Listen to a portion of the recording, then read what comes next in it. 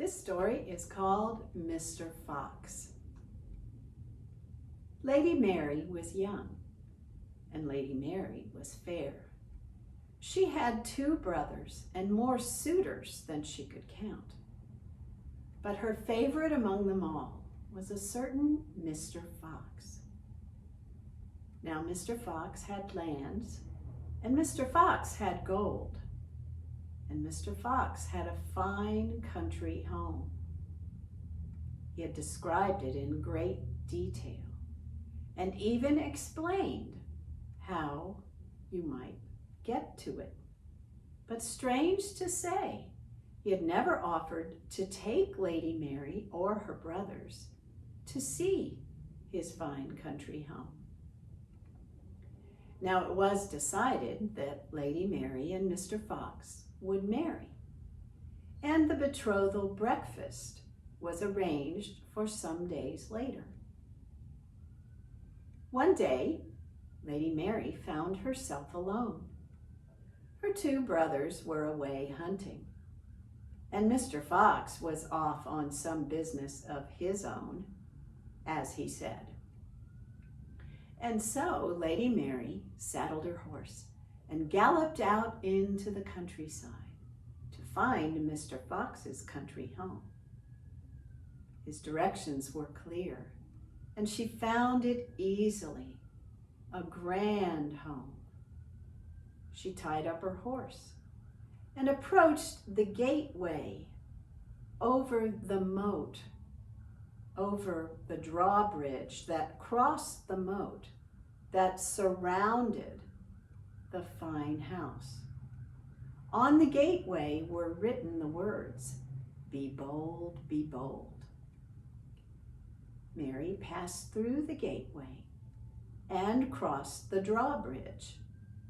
She came to the courtyard and walked through until she came to the great door of the home. It was made of thick oak slabs studded with iron nails. On the door were written the words, be bold, but not too bold." Lady Mary tried the latch and found that it was open, and so she walked inside. She found herself in a great entryway with a marble floor checked black and white. At the back of the entryway was a grand staircase that wound up to the 2nd floor of the home. Lady Mary climbed the stairs and came to a door on which were written the words, be bold, but not too bold, lest your heart's blood run cold." She tried the knob, and when it turned, she walked inside. And there she found the bodies and skeletons of beautiful young girls, all covered with blood. Lady Mary screamed and ran from that bloody chamber and down the stairs. But then, through a nearby window, she glimpsed Mr. Fox himself coming around the corner of his country home, dragging a beautiful young girl by the hair. Lady Mary looked for a place to hide, and she jumped in behind a cask, a great barrel standing under the staircase. From her hiding place, she watched Mr. Fox enter his home, dragging the beautiful young girl by the hair. She saw that a diamond ring sparkled on the girl's hand. From her hiding place, Lady Mary saw Mr. Fox stop and try to pull the ring from the girl's hand. And when it would not come off, Lady Mary saw Mr. Fox draw his sword and cut off the hand. The hand flew into the air and landed in Lady Mary's lap as she hid behind the cask. Mr. Fox searched briefly for the hand, But when he could not find it right away, he grabbed the girl again by the hair, dragged her across the floor and up the stairs and into that bloody chamber where he shut the door.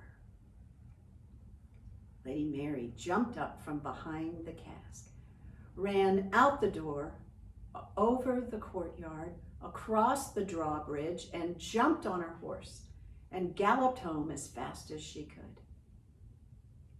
The next day was the betrothal breakfast, and Lady Mary found herself seated at a table between her two brothers, and directly across the table from Mr. Fox himself. Mr. Fox looked at Lady Mary and smiled. "My dear," he said, "you look so pale. What is wrong?" "Oh, Mr. Fox," she said, "of late I have been troubled by strange dreams." "Oh, yes? Tell us one of your dreams. It will help us to pass the time." And so Lady Mary began. "I dreamt that I saddled my horse and galloped out into the countryside to find your country home, Mr. Fox. I found it easily. Your directions were quite clear. I tied up my horse and approached the gateway over the drawbridge that crosses the moat that surrounds your fine country home. On that gateway, I found the words, 'Be bold, be bold.'" "It is not so," said Mr. Fox, "and it was not so, and God forbid that it should be so." "In my dreams," said Lady Mary, "I went through the gateway and crossed the drawbridge and came to the courtyard. I walked through the courtyard and came to the great door of your home. It was made of thick oak slabs studded with iron nails. On that great door were written the words, 'Be bold, but not too bold.' It is not so," said Mr. Fox, "and it was not so, and God forbid that it should be so." "In my dreams," said Lady Mary, "I tried the latch of this great door, and it opened. And so I went inside. I came to an entryway. The floor was marble, checked black and white. And at the back of the entryway was a grand staircase that wound up to the second floor of your home.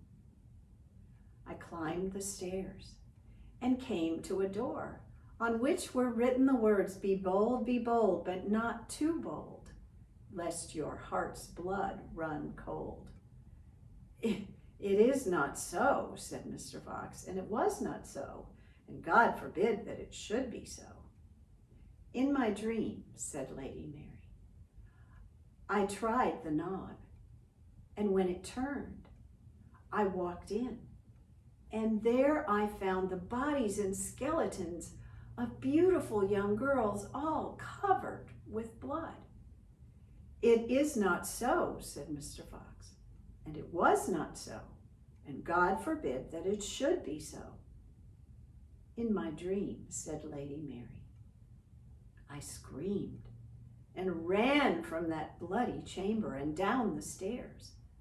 But through a nearby window, I saw you, Mr. Fox, coming around the corner of your country home, and you were dragging a beautiful young girl by the hair." "It is not so," said Mr. Fox, "and it was not so, and God forbid that it should be so." "In my dream," said Lady Mary, "I searched for a place to hide, and from my hiding place, I watched you, Mr. Fox. I watched you enter your home, dragging the beautiful young girl by the hair. From my hiding place, I saw that a diamond ring sparkled on her finger. And from my hiding place, I watched you, Mr. Fox. I watched you try to pull that ring from her hand. And when it would not come off, I saw you, Mr. Fox. I saw you draw your sword and cut off the hand. It is not so, said Mr. Fox. And it was not so, and God forbid that it should be so. In my dream, I saw the hand fly up into the air and land somewhere. You searched briefly for the hand, but when you could not find it right away, you grabbed the girl again by the hair and dragged her over the marble floor and up the grand staircase and into that bloody chamber where you shut the door. It is not so, said Mr. Fox. And it was not so, said Mr. Fox. And God forbid that it should be so. It is so, said Lady Mary. And it was so, said Lady Mary. And here is the hand I have to show. And from her pocket, Lady Mary drew out the hand and pointed it right across the table at Mr. Fox. And the diamond ring still glittered on the finger. And Lady Mary's two brothers drew their swords and cut Mr. Fox into 1,000 pieces. And that is the story of Mr. Fox.